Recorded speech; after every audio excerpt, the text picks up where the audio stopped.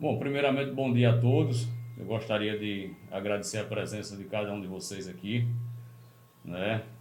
Pedir desculpa pelas vezes que não pude responder integralmente as perguntas que nos foram direcionadas, né? Porque a investigação estava em curso, poderia haver um prejuízo, certo?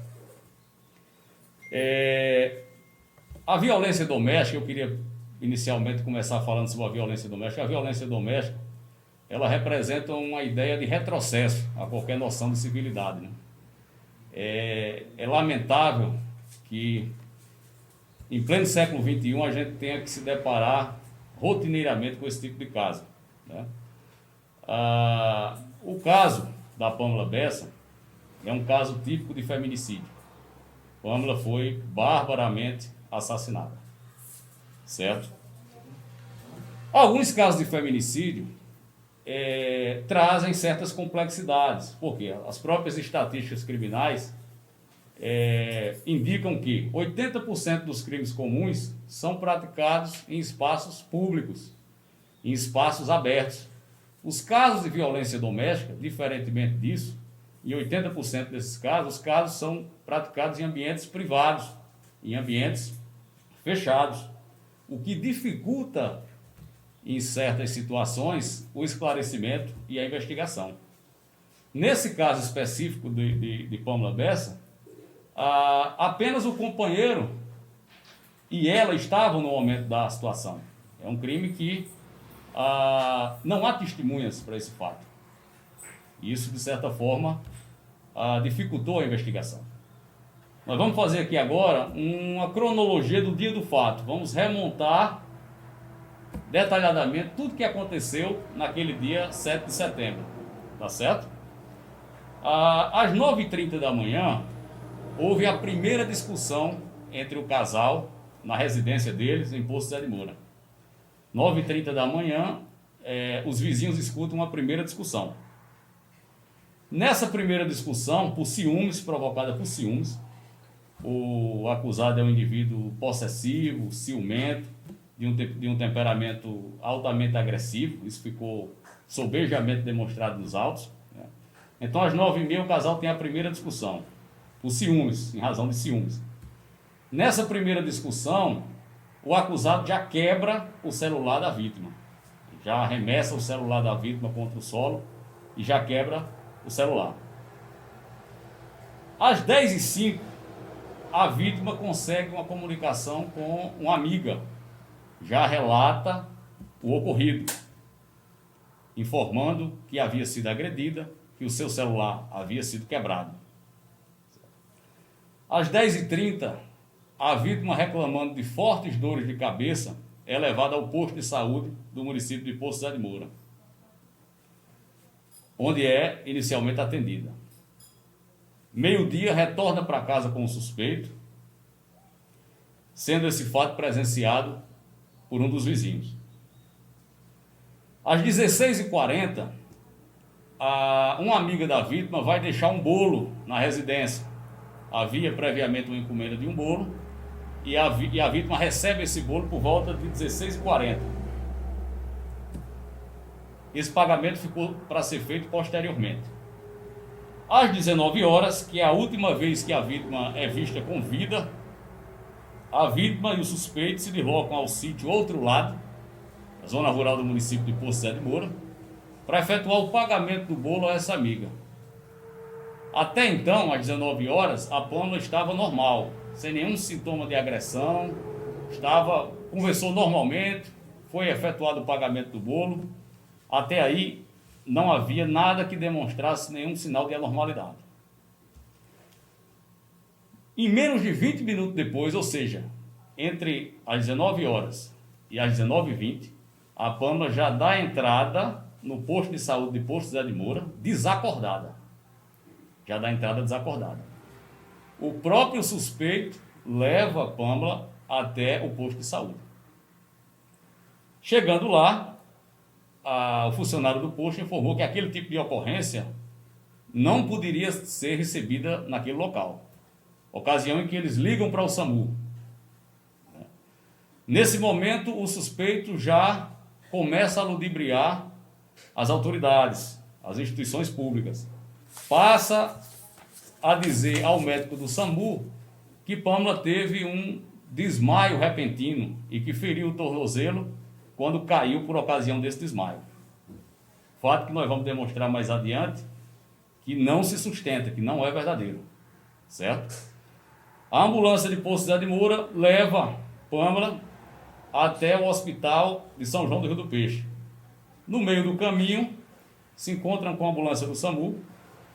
A ambulância do SAMU recebe a vítima, faz todo o atendimento, chega até o hospital de São João do Rio do Peixe, só que, antes de adentrar o hospital, a vítima já entra numa parada cardiorrespiratória, já é acometida numa parada cardiorrespiratória e vem a óbito. Ela vem a óbito na ambulância do SAMU, antes mesmo de adentrar ao hospital. O que é que dificultou para não ser lavrado o auto de prisão em flagrante naquele momento?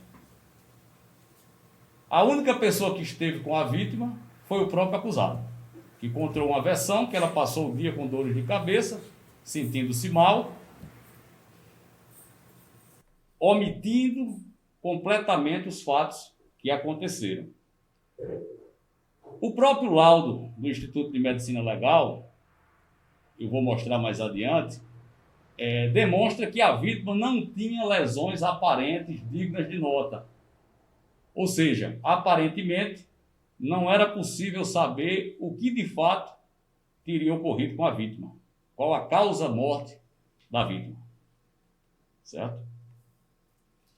Esse fato só veio a ser esclarecido por completo já no outro dia, quando o doutor Danilo, de forma muito diligente, começou a ouvir várias pessoas, vizinhos, testemunhas que passavam pelo local, médicos, enfermeiros. A partir daí, foi possível montar toda a história do crime. Lembrando que o indivíduo prestou depoimento na delegacia, né, atendendo a uma convocação do próprio doutor Danilo, prestou depoimento, contou uma história completamente falsa, completamente mentirosa, que não se sustentou nem ao amanhecer do dia. Ao amanhecer do dia, a história já estava completamente desmontada. E no outro dia cedo já desapareceu, já fugiu. Nós fomos intimá-lo no outro dia e ele já não se encontrava em sua residência, já estava em local incerto e não sabido. Certo? Com o resultado do laudo tanatoscópico, nós tivemos a constatação da causa-morte. A vítima sofreu diversas pancadas na região abdominal. Essas pancadas resultaram numa hemorragia interna, uma hemorragia hepática, e essa hemorragia hepática evoluiu a ponto de desencadear uma parada cardiorrespiratória.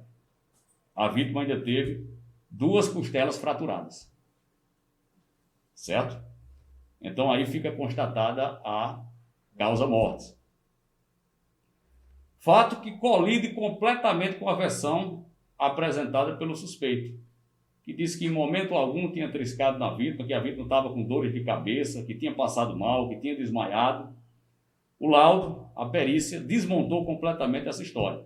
Não só o laudo, não só a perícia, mas como o depoimento de todas as testemunhas, de vizinhos, de médicos, que vieram a nos auxiliar no esclarecimento da verdade. Tá certo? O caso está completamente esclarecido, não há mais nenhuma dúvida com relação ao caso. Essa primeira etapa foi concluída, que é a etapa da investigação, do esclarecimento. O inquérito vai ser relatado, vai ser enviado à justiça e nós vamos começar uma segunda fase, que é a fase de localização e prisão desse indivíduo. Ok? Doutor, pelo fato dela estar grávida, é mais um agravante? É mais um agravante. E o doutor Danilo vai falar, pode explicar melhor. No decorrer da investigação, surgiu um fato novo, de que a vítima provocou um aborto, a vítima sofreu um aborto provocado por lesões corporais, cujo suspeito também foi o autor. O Danilo pode até esclarecer. Antes desse caso, né? Antes desse caso. Essa gravidez agora não. Essa gravidez ocorreu em? Essa gravidez, a vítima estava grávida de 3 meses, onde ela foi submetida a um beta-HCG e teve o pré-natal iniciado na cidade de Poços de Moura. Nós obtivemos conhecimento através das testemunhas que no dia 12 de fevereiro de 2020, a vítima teve um aborto, no qual foi colocado na ficha da Unidade de Saúde de Poços de Moura como um aborto espontâneo. Contudo, as testemunhas relatam que ela foi agredida e que, em face dessa agressão, teria gerado o aborto. Ela foi encaminhada à Casa de Saúde, à maternidade aqui de Cajazeiras, onde foi submetida a uma curetagem. Esse fato vai ser apontado no relatório final do inquérito policial e nós vamos opinar para que o Ministério Público ele solicite para a autoridade da cidade de Poços de Moura para que realize instaure um procedimento investigativo a respeito do fato. Doutor, na sua conversa, você interrogatório com ele, ele demonstrou algum tipo de arrependimento, frieza, como foi que você sentiu o seu contato com o seu testemunho? Certo. Naquele momento, ele se encontrava chorando, ele se encontrava triste, ele demonstrava que não fora ele o autor da morte da vítima. Naquele momento, havia só uma suspeita de que a vítima teria sido agredida. Contudo, não havia lesões aparentes. Nem haviam testemunhas, uma vez que não tinham nenhuma pessoas da cidade e nem muito menos as familiares da vítima, porque geralmente, quando a gente atende esse tipo de ocorrência, a gente busca parentes, familiares, para nos dar subsídio a respeito dos fatos anteriores ocorridos àquele momento. Naquele momento, todos os parentes da vítima se encontravam em São Paulo, com a mãe e os irmãos. Ela tem 3 filhos, uma filha mora em São Paulo e 2 moravam com ela aqui juntamente com o indiciado suspeito. Doutor Danilo,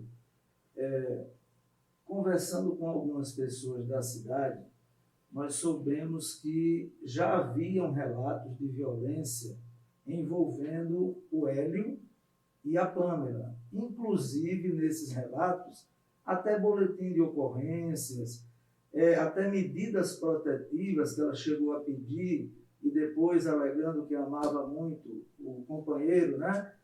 Queria esquecer essa medida protetiva. Eu pergunto, num caso desse, com tudo isso já no histórico da polícia, uma pessoa dessa não deveria pelo menos ter sido reclusa enquanto se levanta as investigações? Porque nós já temos casos de feminicídio aqui na região, né, que até hoje estão sem respostas. Eu dou um exemplo, por exemplo, aqui ao senhor, doutor Glauber sabe disso, com certeza, o caso de Santa Helena, da Laninha, né, que o Cícero, que a matou, tá certo? Está até hoje como fugitivo. Ninguém tem notícia, nada foi descoberto. E olha que já faz mais de 3 anos desse caso. Então, será que nós vamos ter que passar por isso? Quantas vezes uma pessoa matar uma mulher e simplesmente achar que fugindo está impune? Certo. Esse histórico não pesa para a polícia? Absolutamente como pesa. O histórico da vida pregressa do casal e dos ocorridos pesa. Contudo, houve um levantamento falso desses dados. Os dados que o senhor reporta não inexistem. Em momento algum, a vítima procurou a Polícia Civil. Em momento algum, a vítima procurou a rede de proteção contra a mulher. Em momento algum, a vítima procura o Disque 100, a Secretaria de Direitos Humanos. Esse fato que é levantado, juntamente com outros fatos inverídicos, são todos fatos noticiados como fake news. A imprensa tem que saber e tem que procurar se basear em fatos que realmente são verdadeiros, como documentos, provas documentais, e não simplesmente por fala de pessoas. Quer dizer, quando eu apuro o fato lá na cidade, todos são unânimes em informar que na cidade todos sabiam dessas agressões.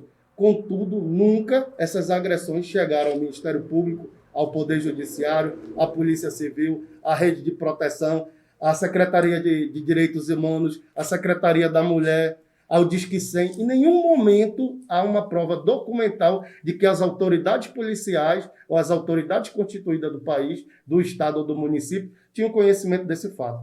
Até a Secretaria de Saúde tem um documento de um aborto que se diz espontâneo, mas a Secretaria, em momento algum, notifica a polícia a respeito do fato. Se há uma suspeita de que um aborto não foi espontâneo, uma autoridade do município, um secretário de saúde do município, o que deveria ter feito? Simplesmente notificar o Ministério Público, notificar a Secretaria de Direitos Humanos, notificar alguém de direito. E em nenhum momento foi feito. Então, todos os fatos levantados pela imprensa, como que a polícia tomou coisa. Não. Eu digo para vocês que ninguém estava lá. Quem estava lá era eu, o médico, o sujeito e a polícia militar. Em nenhum momento a Polícia Civil tomou conhecimento de fatos pretéritos sobre a vida do casal. Em nenhum momento. Eu jamais deixaria de autuar ou prendê-lo ou fazer qualquer ato de ofício se a gente tivesse conhecimento a respeito da vida pregressa. Agora, o que se manda, o sistema processual, o sistema penal, é que se investigue para prender e não se prenda para investigar. Então, se o senhor acha que o certo é prender para investigar, por exemplo, agora eu posso dar uma voz de prisão para o senhor, sei lá, por qualquer motivo, por roubo. O senhor se diz inocente e eu não tenho prova que o senhor roubou. Então, eu posso autuar o senhor, mas depois eu vou investigar. E se o senhor foi inocentado? Então, naquele momento, o que ocorreu? Ocorreu que a gente não tinha a prova da causa da morte. Ele estava com ela, ele apresentou ela, mas nós não tínhamos o que seria a prova da morte. Só viemos saber a causa da morte uma semana depois, realmente. E se por um acaso a causa da morte não fosse essa realmente, a gente teria prendido para depois... Porque hoje existe uma lei de abuso de autoridade. Eu sequer posso instaurar um procedimento criminal se eu não tiver qualquer denúncia ou qualquer fato concreto para se instaurar o procedimento criminal. Pois instaurar procedimento criminal é crime hoje na lei de abuso de autoridade. Então, o que eu fiz no momento? A partir daquele momento que eu tive conhecimento, o que eu tinha na mão como denunciante? Os 2 médicos. Então, foi escutado. Não foi preguiça, negligência, omissão de maneira alguma. Escutei o médico do SAMU, escutemos o médico do hospital. Em nenhum momento eles disseram, olha, a gente não sabe, eu acho que ela teve uma parada cardiorrespiratória, não se sabe por que ela teve essa parada.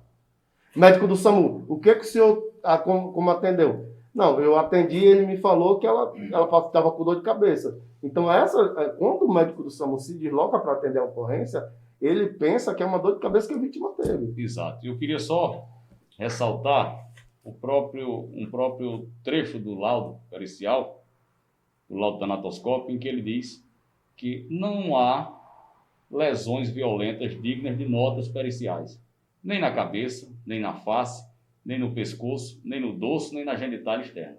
Não havia lesões externas aparentes dignas de nota.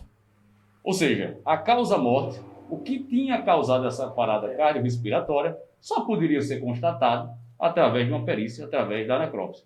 Foi o que foi feito, né? A Polícia Civil ela tem uma responsabilidade muito grande, porque ela tem a obrigação de esclarecer o fato, mas também tem que ter a responsabilidade de não expor uma pessoa inocente, um suposto inocente. Então tem que caminhar junto com esses 2 eixos para se chegar a um resultado prudente, né? O fato de não ter ocorrido uma prisão em flagrante naquele momento não significa que esse indivíduo não vai ser culpado, que esse indivíduo não vai ser responsabilizado. Apenas a prisão foi adiada. Mas agora, com o fato esclarecido, de maneira fundamentada, é uma história completamente diferente. Doutor, com relação à gravidez, ela estava grávida de quantas semanas? 3 meses. 3 meses. Aproximadamente 3 meses. Surgiram áudios, né? Surgiram áudios que foram veiculados na rede social. Esses áudios realmente existem, inclusive foi reproduzido até no meu programa, né? E nesses áudios estava bem claro que havia já uma suposta intenção do indivíduo evadir, fugir, né?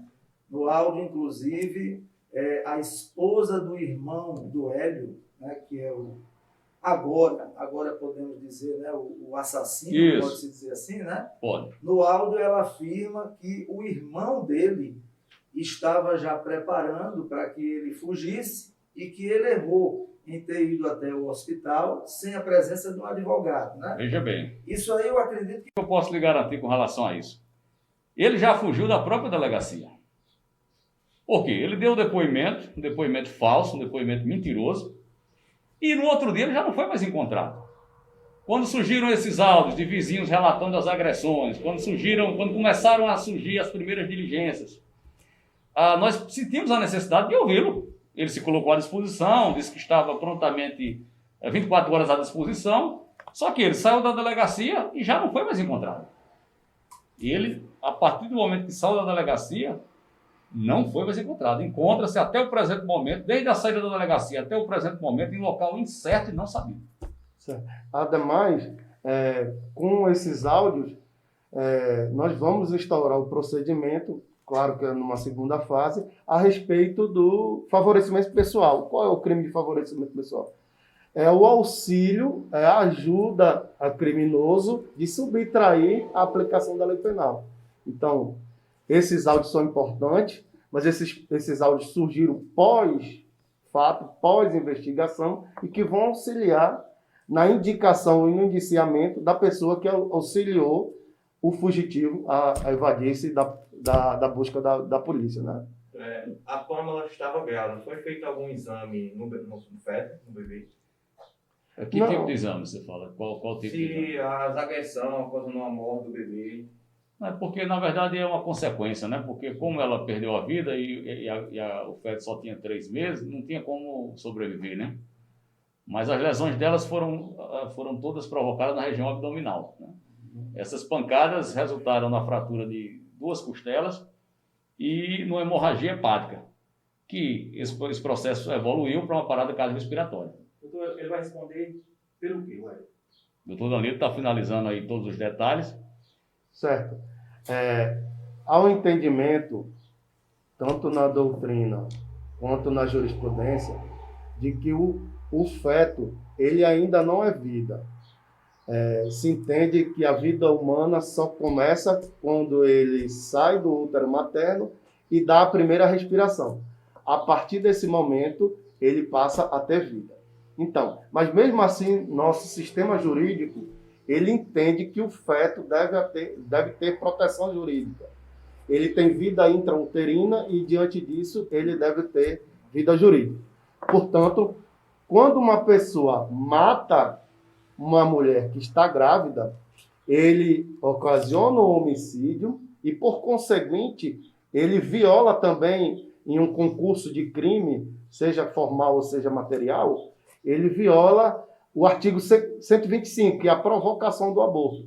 Porque, diante da morte da mãe, o feto não sobrevive e, portanto, é abortado, né? Então, ele vai responder, a gente tem um entendimento jurídico que ele deve responder em concurso de crimes pelo crime de homicídio qualificado por motivo fútil, por feminicídio em virtude da violência de gênero, combinado também com o aborto provocado em terceiro, sem consentimento da gestante, obviamente, uma vez que ela não consentiu em ser agredida. E ele sabendo que ela está grávida, ele batendo, agredindo na região abdominal, então a intenção era realmente machucar, talvez, o feto para causar um aborto? Há indícios nos autos que sim, que quando ela liga para uma amiga, ela relata para a amiga que disse para ele: você vai matar novamente seu filho? Numa das agressões que porventura tenha ocorrido durante ao longo do dia, ela reporta esse fato. Ou seja, é mais um elemento para se verificar no outro inquérito policial que vai investigar o aborto, o primeiro aborto, né? Doutor Danilo, qual é a situação do Hélio hoje? Ele é o quê? Hoje ele é foragido de justiça. Hoje a polícia do país inteiro está à procura do mesmo. Qualquer informação liga para o 97? Qualquer informação, 97, ou o Poder Judiciário, ou a Polícia Civil de ou Polícia Militar, ou a Polícia Rodoviária Federal, qualquer pessoa pode prender. Eu só queria, para finalizar, fazer um alerta. Inclusive, a vítima tinha um relacionamento de aproximadamente 4 anos com o acusado, né? Houve, ao longo desse período, várias agressões, vários episódios de agressões. Mas, infelizmente, a polícia e as instituições competentes não tomaram conhecimento disso. Não chegou ao nosso conhecimento nenhum tipo de notícia que pudesse desencadear a instauração de um procedimento policial e até evitar esse homicídio. Então, a gente faz um alerta que a violência contra a mulher é algo sério, é algo que merece atenção e só vai ser vencido se houver o engajamento de todos. É o engajamento da imprensa, é o engajamento das polícias, é o engajamento da sociedade como um todo. Daí a importância de se denunciar. Se a vítima está sem condições de denunciar, que a família, que um amigo, que um parente, que um vizinho, que lance essa denúncia. Porque uma denúncia dessa pode muitas vezes evitar um mal maior, que é o próprio homicídio. Doutor Glauco, doutor Danilo, só para a gente finalizar, uma pergunta que eu acho bem relevante, né? Já que isso aqui vai ser divulgado para o Brasil inteiro, e deve chegar, inclusive, no próprio assassino, né? Quais seriam os benefícios que esse assassino possa vir a ter caso ele venha a se entregar por conta própria? Haveria alguma coisa a favor dele por isso? Olha, na minha ótica, ter o mínimo de consciência e pagar pelo que fez. Há um benefício, sempre há um benefício de que possa ser que diante dele se entregar, a justiça entenda que não há os motivos para a decretação da prisão preventiva e relaxe a prisão, né? Mas num caso de repercussão desse, eu acho um pouco difícil. Doutor, você vai mostrar